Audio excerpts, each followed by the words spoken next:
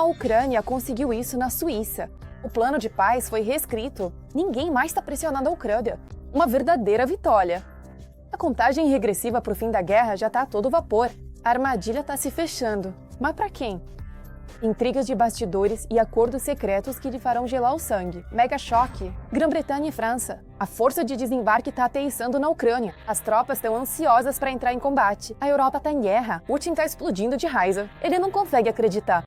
O Ocidente está preparando tropas independentemente das decisões de Trump. Inferno em Pokrovsk. As forças armadas da Ucrânia limpam a cidade. Um massacre onde pelotões de ocupantes somem à vista. A armadilha funcionou e as perdas russas estão fora de controle. O Kremlin já está atacando a Polônia. Varsóvia ativa o modo de combate ao máximo.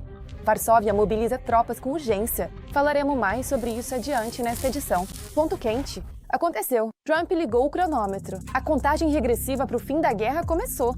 Choque vindo de Genebra. O plano de paz foi reescrito. Estão sendo preparadas armadilhas difíceis. Mas para quem? Em todas as negociações secretas e acordos feitos nos bastidores. Próximo.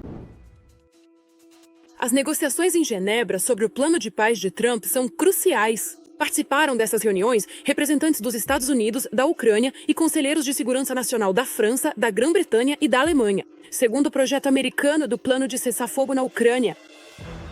A Ucrânia entra nesse processo com uma compreensão clara de seus interesses.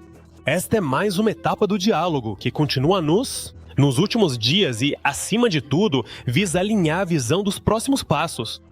Na reunião, chegaram assessores de Trump, enviado especial dos estados Steve Witkoff e o secretário de Estado Marco Rubio. O encontro foi o mais produtivo e substancial de todos os que aconteceram até agora. O gabinete do presidente ucraniano estão prontos para trabalhar o mais rápido possível para alcançar uma paz real. A Ucrânia nunca quis essa guerra e fará tudo para encerrá-la com uma paz digna. A Ucrânia nunca será um obstáculo para a paz, e os representantes do Estado ucraniano defenderão os interesses justos do povo ucraniano e os fundamentos da segurança europeia, sendo gratos pela disposição dos parceiros europeus em ajudar. Os aliados da Ucrânia buscam reescrever a proposta de Trump, que, na opinião deles, seria vantajosa para a Rússia. Eles discordam, pelo menos, de 4 pontos. Nós seguimos claramente o princípio de que as fronteiras não devem ser alteradas pela força. Também estamos preocupados com as restrições propostas às forças armadas da Ucrânia, que deixariam o país vulnerável a futuros ataques. Isso equivale a uma castração militar e torna a Ucrânia permanentemente vulnerável a uma terceira invasão. Os líderes dos países europeus concordaram em tomar o projeto como base e expressaram disposição para trabalhar em conjunto. Nós temos um progresso muito bom e estamos caminhando para uma paz justa e duradoura. Os ucranianos merecem a paz mais do que qualquer um neste planeta. Acreditamos que nosso grande amigo, o ZEUA, especialmente o presidente Trump e sua equipe, vão confirmar essa paz. Keith Kellogg está confiante de que Trump pode acabar com essa guerra. A base do acordo já foi formada. Estamos quase na reta final para o fim da guerra. No plano, há coisas que precisam ser melhor detalhadas e explicadas. Haverá também garantias de segurança, cujo principal garantidor deve ser o ZEUA, para evitar os erros do Memorando de Budapeste e dos Acordos de Minsk. Agora a mídia está noticiando que Trump nomeou Driscoll, amigo e ex-colega de classe, o vice-presidente J.D. Vance, como seu novo representante especial. É bem possível que ele trabalhe em paralelo com Keith Kellogg, que pode deixar a administração em janeiro. Washington continua insistindo na implementação do seu plano de 28 pontos. A Ucrânia, conforme mencionado no plano, deve fazer concessões territoriais à Rússia e reduzir seu exército. O ZEUA e a Europa se comprometem a financiar a reconstrução da Ucrânia. As sanções contra a Federação Russa são retiradas gradualmente. E Moscou e Washington assinam um acordo de cooperação econômica de longo prazo. Essa não é a nossa recomendação, esse não é o nosso plano de paz. Essa é uma proposta que recebemos e, como mediadores, concordamos em compartilhá-la. E nós não a tornamos pública. Ela vazou. Ela não foi divulgada por nossos membros ou representantes. Donald Trump acredita que a Ucrânia pode tomar uma decisão sobre a assinatura do plano de paz em 27 de novembro, antes do Dia de Ação de Graças. Mas ao se encontrar com jornalistas, ele destacou que seu plano de paz está longe de ser uma proposta final. Não, está longe de ser final. Gostaríamos de alcançar paz. Isso já deveria ter acontecido há muito tempo. A guerra da Ucrânia com a Rússia nunca deveria ter acontecido. Se eu fosse presidente, isso nunca teria acontecido. Estamos tentando acabar com ela. De um jeito ou de outro, precisamos acabar com ela. Hein? Na sexta-feira, Zelensky fez um pronunciamento ao povo ucraniano no qual afirmou que a Ucrânia hoje se depara com uma escolha difícil e corre o risco de perder ou sua dignidade ou seu parceiro-chave. Agora é um dos momentos mais difíceis da nossa história. Agora, a pressão sobre a Ucrânia é uma das mais pesadas. Agora, a Ucrânia pode se deparar com uma escolha muito difícil. Ou a perda da dignidade, ou o risco de perder um parceiro-chave. Fontes próximas ao Kremlin comentam que as disposições deste documento devem ser vistas mais como uma base para um futuro acordo, e não como um acordo que Putin irá assinar oficialmente. Se em Kiev não quiserem discutir a proposta do presidente Trump e recusarem isso, tanto eles quanto os incendiários europeus da guerra devem entender que os acontecimentos que ocorreram em Kupiansk inevitavelmente vão se repetir, e em outros pontos-chave da linha de frente. Talvez não tão rápido quanto gostaríamos, mas inevitavelmente isso vai se repetir. E no geral, isso nos convém. Moscou se opõe às garantias de segurança propostas para a Ucrânia, ao tamanho do exército e ao uso de ativos russos congelados para apoiar a Ucrânia. Nós temos esse texto. Recebemos ele pelos canais de comunicação que temos com a administração americana. Acredito que ele também pode servir de base para uma resolução pacífica definitiva. O Kremlin está criando condições informacionais para rejeitar o acordo, já que a Rússia não está interessada em fazer concessões territoriais, segundo o Instituto Americano para o Estudo da Guerra. A vitória da Rússia não é inevitável. A Ucrânia e o Ocidente podem explorar vários pontos fracos cruciais da Rússia para forçar o Kremlin a negociar e fazer concessões reais. Enquanto isso, o Kremlin enfrenta problemas crescentes em relação a recursos materiais e humanos, que continuarão dificultando a capacidade de Moscou de sustentar a guerra à medida que ela se prolonga. Por isso, a Federação Russa está muito interessada em forçar a Ucrânia a ceder territórios críticos que os militares russos dificilmente conseguiriam conquistar.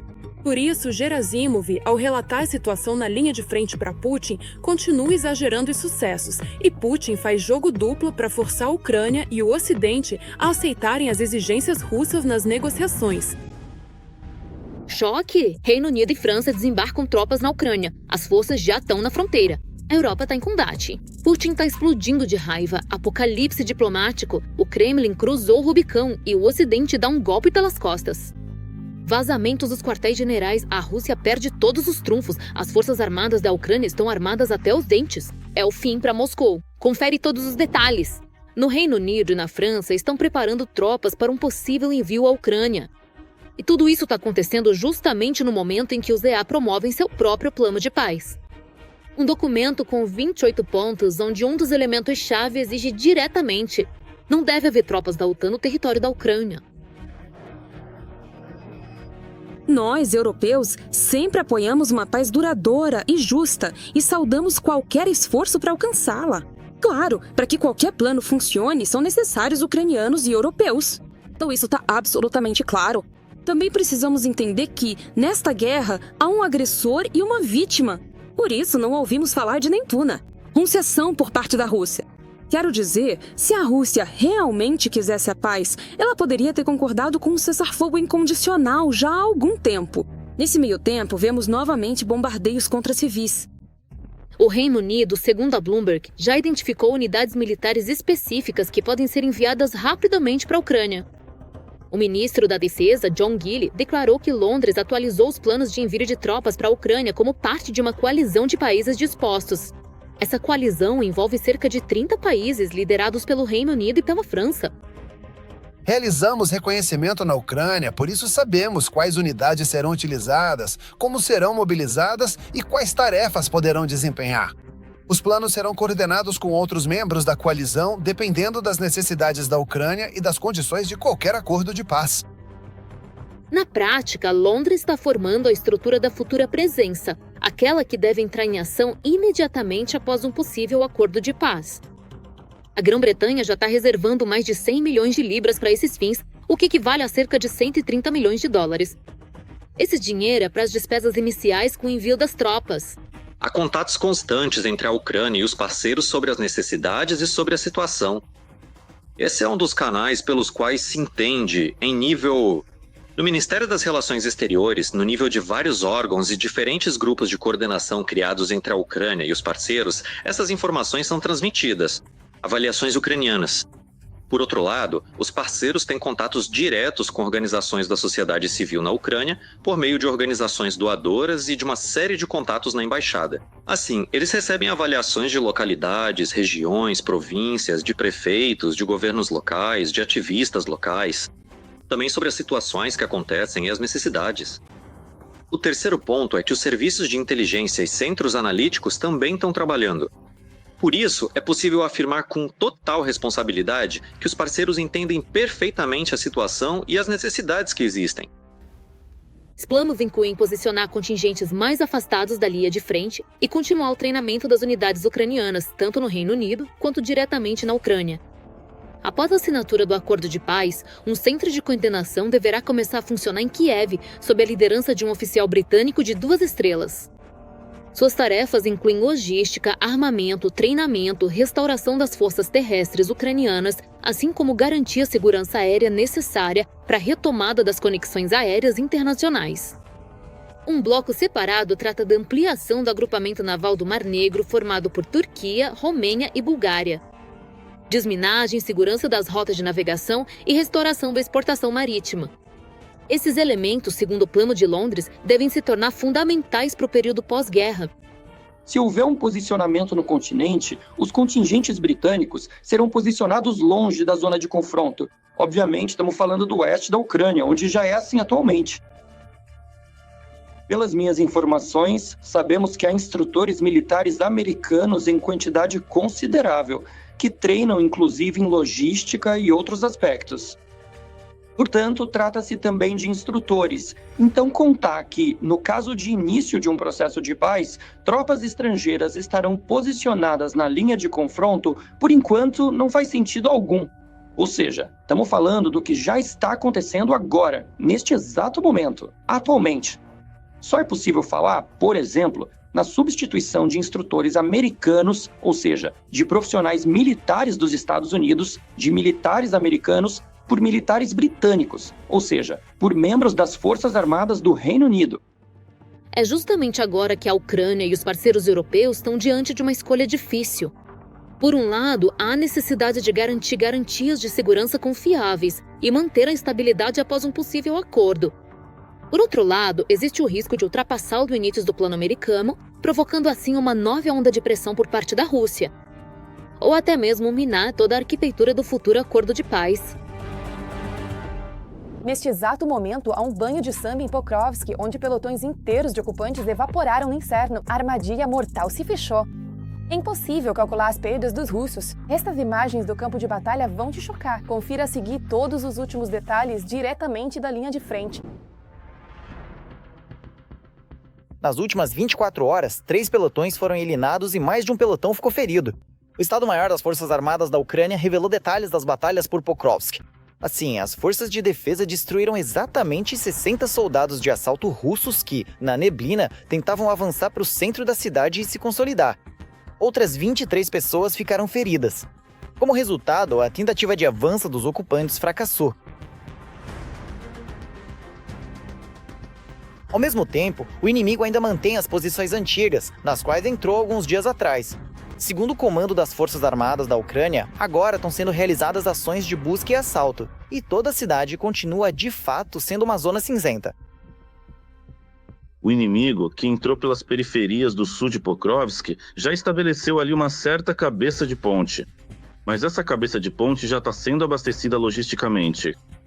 Assim, a zona cinzenta é muito grande, hoje cobre grande parte da cidade. Embora as linhas de defesa nas extremidades norte da cidade, na parte norte de Pokrovsk, hoje estejam sendo mantidas, em particular pelos nossos paraquedistas. Outra direção que aparece regularmente nos relatórios militares é Kupiansk. Apesar do relatório de Gerasimov sobre o cerco de cerca de 5.000 militares ucranianos ali, nosso comando nega essa informação. Pelo contrário, relatando sucessos e o avanço das forças de defesa. Hoje ainda não foi possível expulsar o inimigo completamente de Kupiansk, mas as ações de contra-ataque que as forças de defesa estão demonstrando hoje são movimentos graduais, não são operações de contra-ofensiva bruscas, são exatamente ações de contra-ataque. No entanto, isso faz com que nossas forças de defesa consigam recuperar algumas posições táticas, que haviam sido perdidas ali algumas semanas, alguns meses atrás, justamente na própria cidade de Kupiansk. Os russos também se intensificaram no sul do nosso país. Na direção de Zaporizhia, de onde o Estado-Maior das Forças Armadas da Ucrânia retirou reservas para Pokrovsk, durante algumas semanas chegaram notícias bastante preocupantes. No entanto, agora a situação conseguiu ser estabilizada. Aquela ofensiva ativa que eles declararam ter ocorrido há uma semana, agora não está mais acontecendo. Atualmente, estamos realizando ataques e utilizando meios de fogo contra as reservas. É especialmente importante que agora começamos a destruir a ferrovia que abastece esses agrupamentos. A situação em Zaporizhia, segundo os analistas, continua difícil. O inimigo continua se concentrando e, ao longo do reservatório de Kharkovka, grupos de sabotagem penetram nas aldeias controladas pela Ucrânia. No entanto, esses ataques fracassam repetidamente. Os russos novamente não conseguiram tomar Stepnogorsk ou sequer os prédios residenciais de vários andares no sul do povoado. Apenas uma parte das casas está sob controle do inimigo. Uma pressão adicional sobre Stepnogorsk é criada pelas tentativas do inimigo de avançar pela estrada em direção a Grigorovka. Ao norte das casas de veraneio à beira-mar há uma grande área aberta, por isso os russos nem tentam se fixar ali e, correndo grande risco, avançam um pouco mais ao norte, onde há um prédio e pelo menos alguma linha de trincheiras. Mas, ao avançar em campo aberto, o inimigo sofre perdas colossais graças à nossa artilharia. Por isso, os ocupantes já não recebem equipamentos e são enviados para o ataque apenas a pé. Ao mesmo tempo, as forças de defesa conseguem agir não só na linha de frente, mas também nas profundezas da retaguarda russa. O último dia, em particular, foi marcado por um caso sem precedentes. Forças de operações especiais derrubaram um helicóptero militar russo Mi-8 diretamente sobre o território da Rússia usando um drone de longo alcance. Como destacado pelo Ministério, isso inaugura uma nova etapa da guerra, com possibilidades para as Forças Armadas da Ucrânia que nunca haviam sido vistas antes.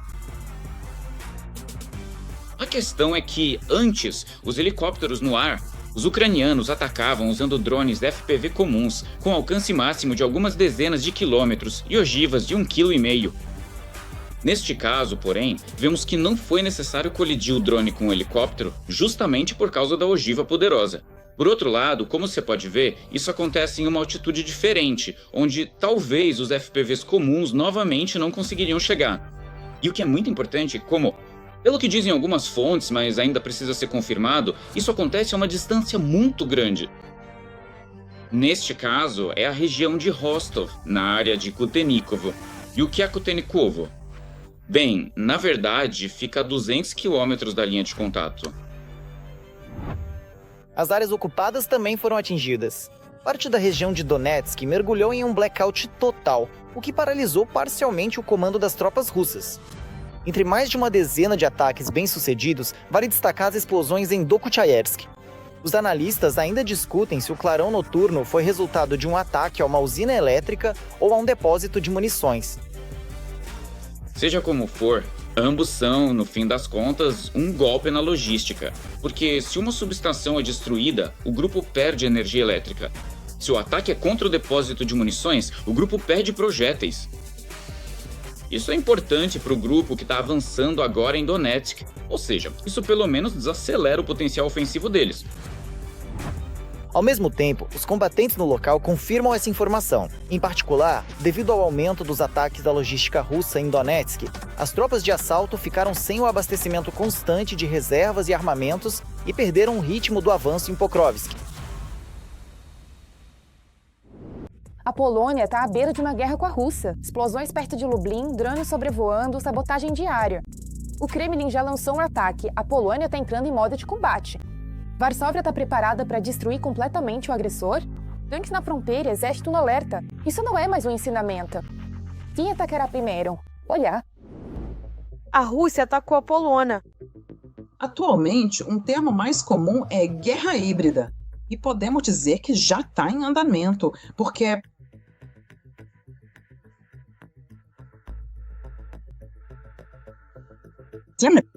Desde a invasão em larga escala da Ucrânia, a vizinha Polônia também tem sido sistematicamente ameaçada. E se antes apenas políticos e autoridades falavam sobre uma possível guerra da Rússia contra a Polônia, com o tempo as previsões começaram a se concretizar. O auge foi em setembro de 2025, quando cerca de 20 de drones russos cruzaram o espaço aéreo da Polônia. Uma parte significativa deles veio da Bielorrússia. 4 drones foram abatidos. Os militares poloneses declararam que, em setembro, a ameaça dos drones russos era bastante real. Por enquanto, as medidas que a Polônia está tomando em resposta são mais de caráter diplomático e ainda não assumiram um caráter militar. Mas se falarmos sobre a liderança militar do país, ela afirma abertamente que a Rússia está se preparando para um possível ataque à Polônia, e a Polônia também está tomando as medidas correspondentes. Não são só os drones. Recentemente, ocorreram vários atos de sabotagem nas ferrovias da Polônia. Em particular, um trecho dos trilhos que leva à fronteira polaco-ucraniana foi danificado. O primeiro-ministro do país, Donald Tusk, destacou que foram atos de sabotagem. Segundo ele, 2 cidadãos ucranianos são suspeitos dos atentados. Eles chegaram à Polônia vindos da Bielorrússia e, após a sabotagem, conseguiram fugir de volta. Se os poloneses tivessem conseguido detê-los, eles enfrentariam penas de prisão bastante longas. Esses, basicamente, são aqueles que estavam dispostos a se vender para a Rússia por dinheiro. As autoridades polonesas estão convencidas de que os ucranianos foram contratados pelos serviços secretos russos e já exigiram da Bielorrússia a extradição dos suspeitos. Essa cadeia de eventos culmina com o ataque em São Petersburgo, na Rússia, ao embaixador da Polônia, Krzysztof Krajewski. Quando chegou à cidade para um encontro com poloneses que moram lá. Os poloneses são vistos como inimigos mesmo. Incitaram essa gangue contra o nosso embaixador. E vale notar que a polícia não fez nada, apenas assistiu e, de fato, até debochou. Não é apenas um resultado natural. Tenho certeza de que esse ataque foi totalmente planejado e autorizado pelas autoridades competentes de São Petersburgo, ou talvez até mesmo de Moscou. Um grupo agressivo de ativistas russos entrou com cartazes com slogans antipoloneses e anti-ucranianos e atacou o embaixador porque seu país ajuda a Ucrânia. O Ministério das Relações Exteriores da Polônia declarou que, primeiro, houve insultos verbais, mas depois houve uma clara tentativa de usar força física, o que obrigou os seguranças do embaixador a intervir. Choque vindo do Kremlin. O próprio Putin admitiu sua doença. É o fim de uma era. O ditador à beira do abismo. Imagens terríveis, sintomas assustadores. Os inimigos comemoram de alegria. O que o Kremlin escondeu esse tempo todo. Esses detalhes realmente surpreendem. Veja só. O ditador russo se entregou sozinho.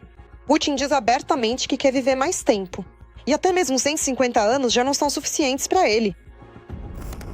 Nós até estabelecemos metas específicas para aumentar a expectativa média de vida.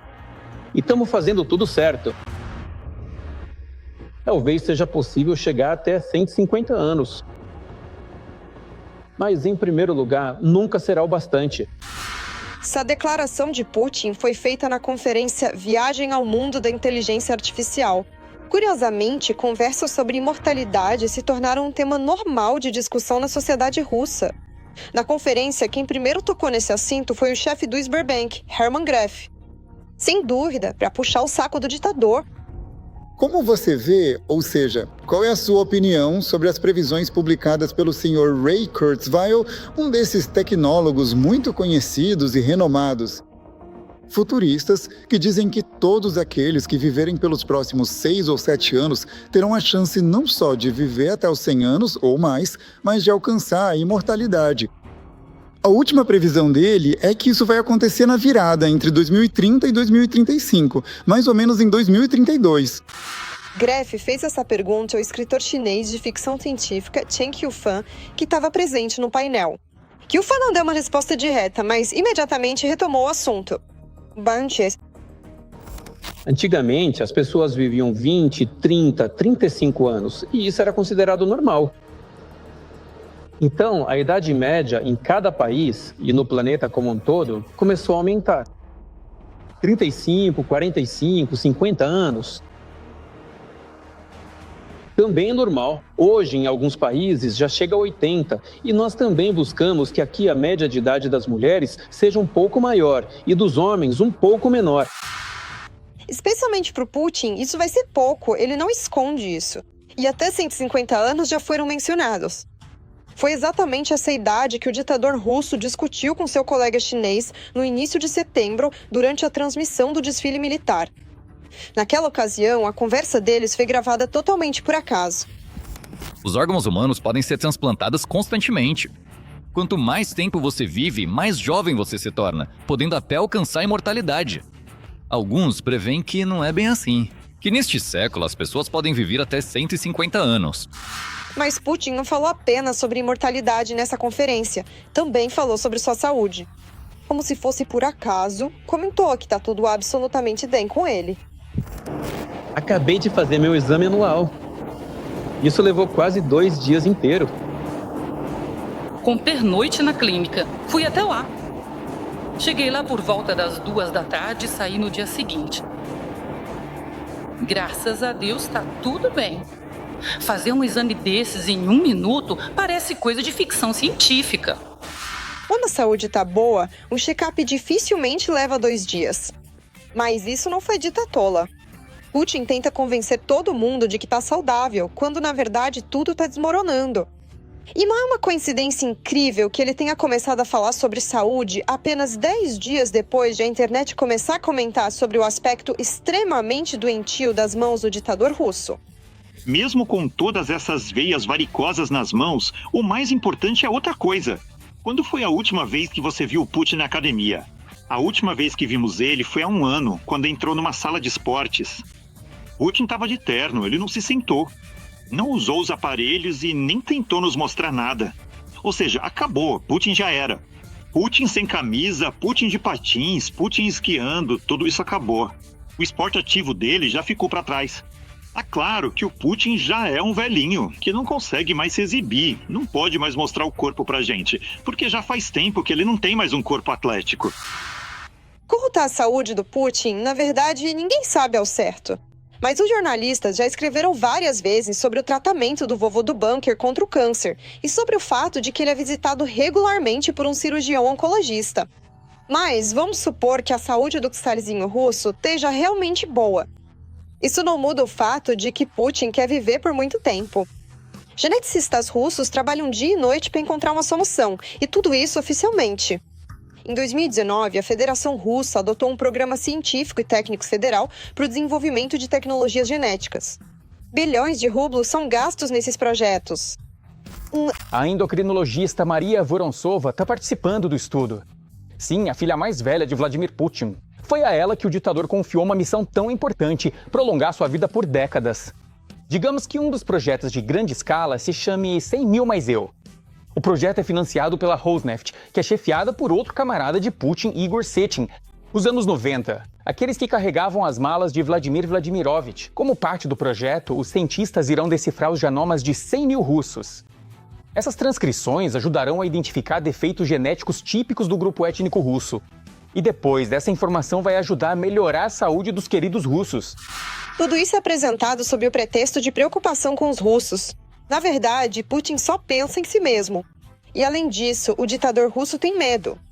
Tem medo da morte e de todos ao seu redor, porque são justamente os mais próximos que podem matá-lo. E essa paranoia pode pregar uma peça cruel no ditador, algo que o mundo e, em primeiro lugar, os ucranianos vão saber valorizar. Ele não confia em ninguém.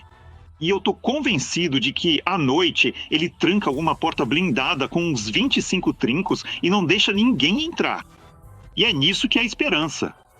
A esperança de que aconteça com ele o que aconteceu com Stalin. Ou seja, falando grosseiramente, ele pode ter algum ataque cardíaco e poderia ser salvo se chamassem um médico a tempo. Mas ele tem medo, digamos assim, pode não conseguir alcançar o botão que abre a porta por dentro. E do lado de fora, ninguém vai conseguir entrar, porque a porta está trancada de propósito, para não poder ser arrombada. Choque em Moscou. A Rússia está sem dinheiro para nova carne de canhão. Os contratados estão acabando diante dos nossos olhos. As regiões estão em pânico. O dinheiro para o exército secou, a frente está se desfazendo. Um golpe mortal para Putin. Sem carne fresca, tudo vai desmoronar. O que espera os ocupantes na linha de frente? Sensação. A operação especial de Putin está sendo encerrada. As regiões russas começaram a ficar sem dinheiro para os contratados.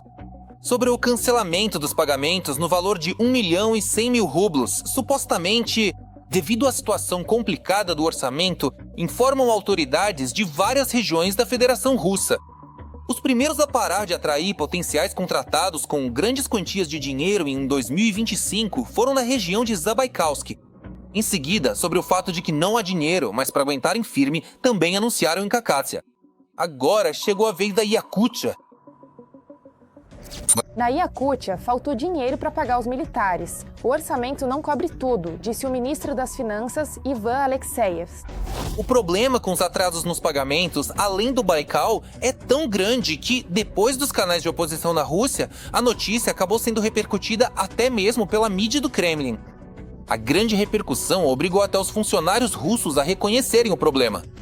Os homens ficam muito indignados porque, ao assinarem o contrato e irem defender a pátria, passam meses esperando pelos pagamentos regionais, os chamados podnizhia, ajuda de custo para início de serviço. Eu não vou repetir tudo que eles me escreveram, porque quase não tem palavras decentes ali.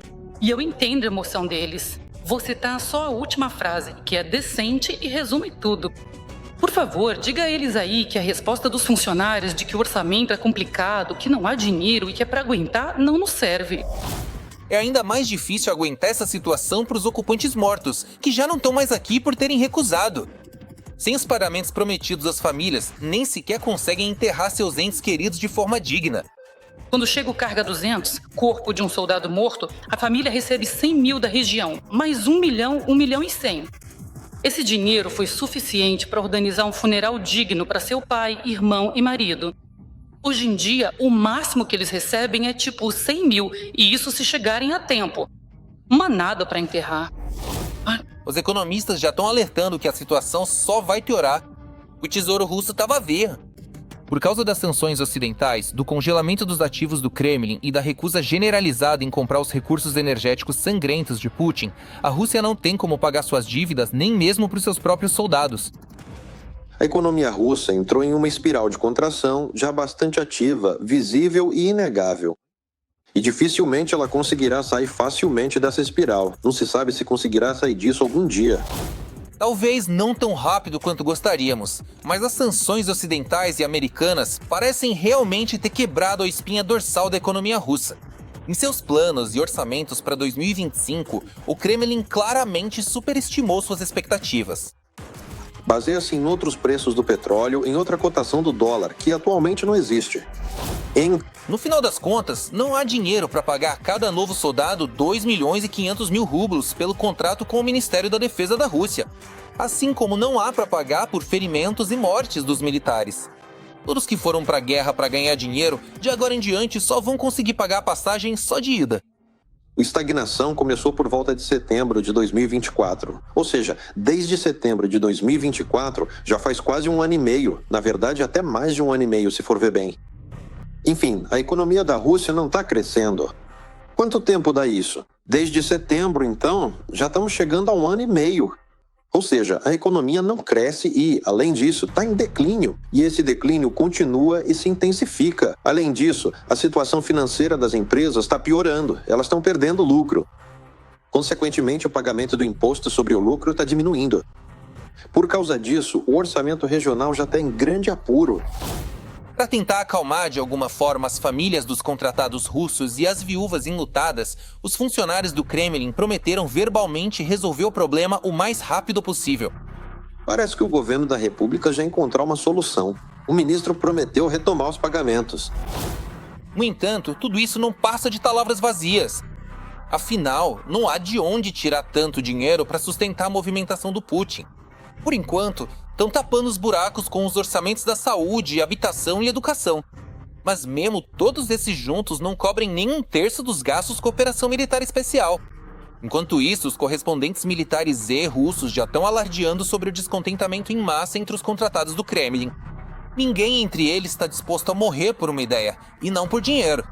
Em alguns trechos da linha de frente, admitem os correspondentes e, depois da notícia sobre a suspensão dos pagamentos pelo Kremlin, os casos de ausência não autorizada e deserção aumentaram drasticamente. Por hoje é só. Para mais notícias quentes da linha de frente, fique ligado no próximo episódio.